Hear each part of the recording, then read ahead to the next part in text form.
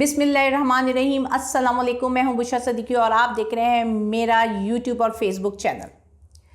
इमरान खान के ख़िताब के बाद 8-9 घंटे गुजर चुके हैं, लेकिन जो अभी भी जो माहौल बना हुआ है और जिस तरह की ख़बरें आ रही हैं और जिस तरह सियासी पारा फिर से चढ़ चुका है, उसके बारे में हम आपको बताना चाहेंगे। पहले तो हम उनकी स्पीच के बारे में कुछ बात कर लें, क्योंकि जब आपने और हम सब ने जब उनकी तकरीर देखी तो एक दो चीज़ें बड़ी वाज़िया थी।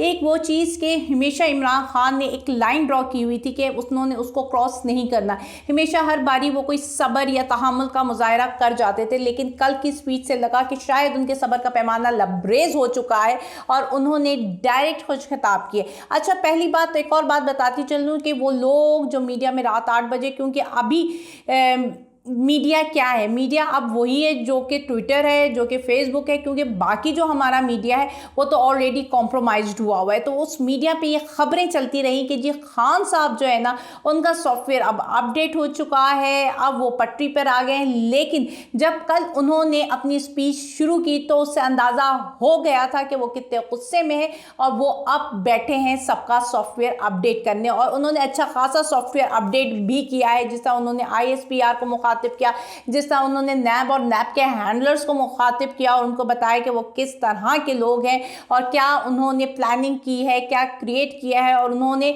काफ़ी सारी बातें खुल कर की। मतलब उन्होंने सबका नाम, वो नाम जो पहले भी लेते थे उन्होंने अभी भी वो नाम लिया। वो पीछे अपने बयानिए से एटलीस्ट हमें नज़र नहीं आता कि वो पीछे हटे हैं, बल्कि और स्ट्रांगली उन्होंने आगे फ्रंट फुट पे आकर बात की है, फ्रंट फुट पर आकर खेला है और सबको उन्होंने एक तरीके से तंबी कर दिए कि बस अब इसके बाद और कुछ मत करना, यहाँ तक तुम लोग मुझे पहुँचा चुके हो, मेरे तहम्मुल का आप लोग ने अब फ़ायदा ले लिया है। लेकिन कल उन्होंने सही रगड़ा मारा। और एक और बात उन्होंने कही कि तहकीकात करा ली जाए। इस बात पे जब हम दूसरे लोगों से बात करते हैं, तज्जिया करते हैं, तो मेरे ख्याल से इससे अच्छा आइडिया कोई नहीं है कि एक दूसरे पर इल्ज़ाम देने के बजाय कि ये तुमने किया है, ये तुमने क्या, बेहतर नहीं है कि एक साफ शफाफ तहकीकात करा ली जाए और जो भी सामने आता है, इसमें जो कोई भी इन्वॉल्व है, मतलब तशद्दुद तो किसी को नहीं बर्दाश्त, ना ये मुल्क की अमलाक को नुकसान पहुँचाना तो किसी को नहीं बर्दाश्त। ये हमारे ही, ये अवाम के ही पैसे होते हैं जिनसे ये सब बनती है। तो अगर किसी ने भी ये काम किया है तो उसको सज़ा मिलनी चाहिए, एक तहकीकात ज़रूर होनी चाहिए। अब बात ये, क्या ये तहकीकात होंगी? क्या इससे पहले कई तहकीकात हुई हैं और उनका रिज़ल्ट हमारे पास आया है कि नहीं आया है? अब जो है ISPR जो है वो बड़ी प्रेस रिलीज़ कर रहे थे और बड़ी जल्दी प्रेस रिलीज़ कर रहे थे, क्योंकि शायद वो भी बौखलाहट का शिकार हैं, क्योंकि अंदरूनी बातें जब बाहर आ जाए ना किसी इदारे की तो वो भी बड़ी परेशानी का बाइस बनती हैं, और इसी वजह से शायद वो बार बार प्रेस रिलीज़ करके, जिसे कहते हैं ना कि अपनी सफाइयाँ पेश कर रहे थे।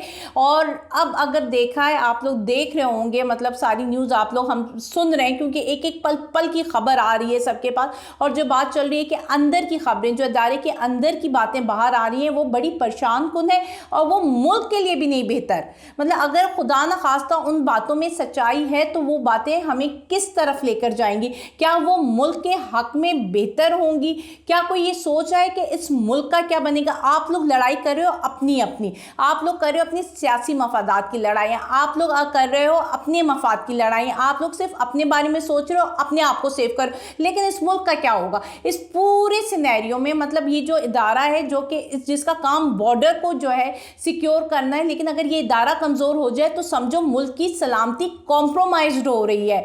तो ये जो बातें बाहर आ रही हैं, ये तो सीधा हमारे मुल्क की सलामती को कमज़ोर करके हमारे दुश्मनों को ताकत बन रही है, वो हमारे दुश्मनों को और मजबूत कर रही है। क्योंकि जब घर कमज़ोर होता है ना, तो फिर बाहर वाला दुश्मन चाहे वो जितना भी कमज़ोर हो, वो खुद ब खुद ताकतवर हो जाता है, और हम अपने अंदरूनी जो लड़ाई है उसमें बाहर वाले को कुव्वत दे रहे हैं।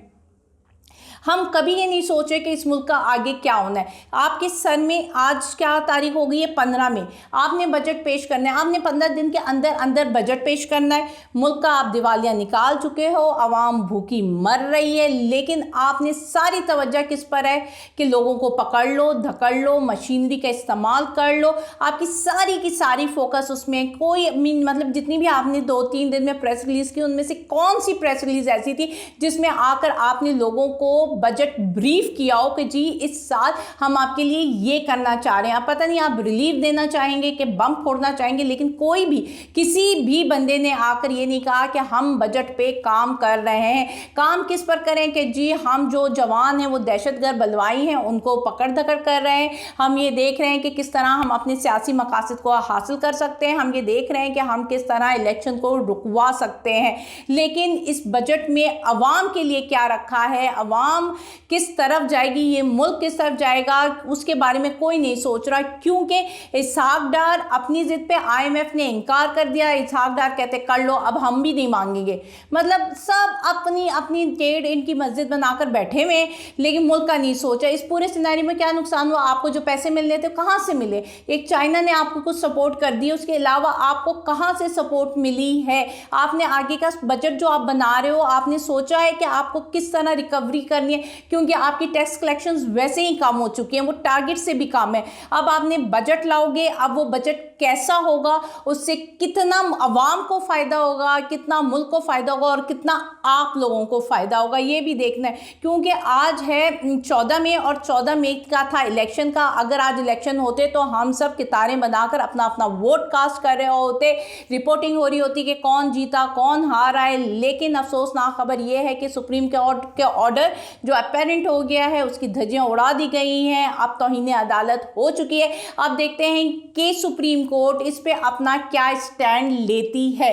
अब यहाँ पे देखें कि यहाँ पे हो गई तौहीन अदालत, 15 मई को लगनी है सुप्रीम कोर्ट। अब इससे पहले कि जी सुप्रीम कोर्ट अपना कोई ऑर्डर दे, सुप्रीम कोर्ट बताए कि कौन कौन से लोगों को नाअहल होना चाहिए या कोई भी वो सख्त ऑर्डर दे, इससे पहले उन्होंने एक नया सिनेरियो क्रिएट कर लिया है, प्लान कर लिया है और वो जो है मार्केट में उतारे हैं मौलाना फजलुर रहमान और उसके मदरसा बॉयज़ को।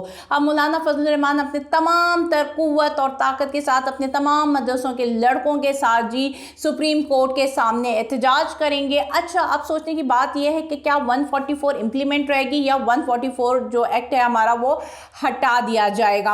अब आप इसको लिंक अप करें या डॉट आप कनेक्ट करें कि एक जगह 15 मई को सुप्रीम कोर्ट ने बताना होगा, फैसला करना होगा कि जो उसकी तौहीन अदालत हुई है उस पर वो क्या इकदाम उठाती है। तो दूसरी तरफ उस फैसले को काउंटर करने के लिए कि वो फैसला ना आए, उनको प्रेशराइज करने के लिए मौलाना फजलुर रहमान को पहले ही तैयार कर लिया गया है। और सुनने में आ रहा है कि उसको तमाम जो आपकी रियासती मशीनरी है उसकी सपोर्ट दी जा रही है।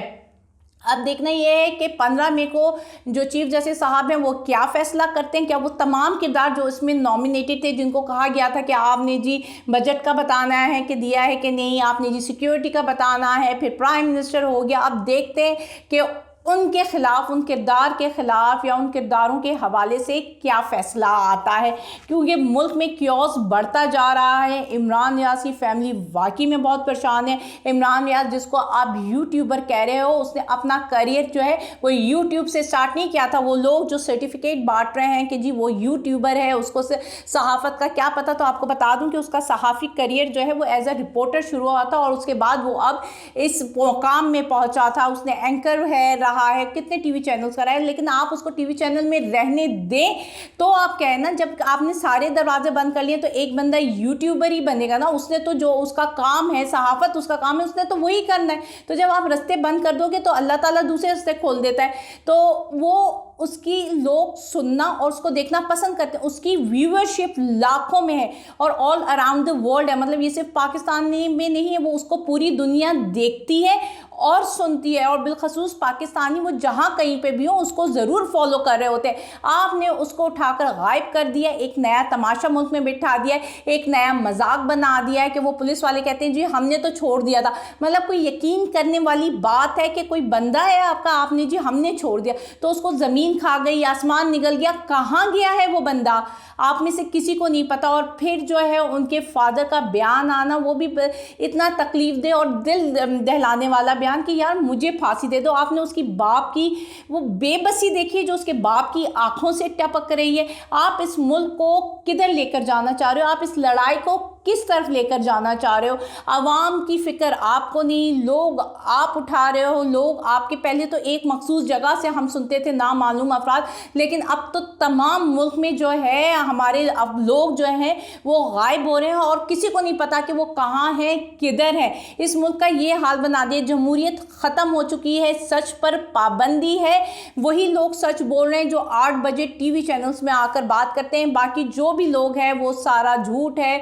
और जिस तरह वो लोग दिखा रहे हैं कि हमने सुनते आया था कि मुजरिम होता है ना, जब तक उसको कोर्ट ना कह दे मुजरिम है, आप वो यंग लड़के जो स्कूल और कॉलेजेस में जाते हैं उनकी तस्वीरें दिखा दिखा कर उनको दहशतगर्द और बलवाई साबित करने की कोशिश कर रहे हैं, वो जो पूरी मीडिया चैनल्स वहाँ बैठे हुए हैं। तो आप लोग किस तरफ मुल्क को लेकर जा रहे हैं? ये उन लोगों की शक्लें दिखा रहे हैं जिन्होंने मुल्क को संभालना है, जो मुल्क की आवाज़ है, जो मुल्क को रिप्रेजेंट करते हैं, जो मुल्क का हकीकी चेहरा है। आप उसी हकीकी चेहरे को मुल्क के दागदार कर रहे हो। खुदारा अपनी मफादात की भेंट में इस मुल्क को भेंट मत चढ़ाओ, इस मुल्क की नई नस्ल, नौजवान नस्ल और आने वाली नस्लों को भेंट मत चढ़ाइए। शुक्रिया।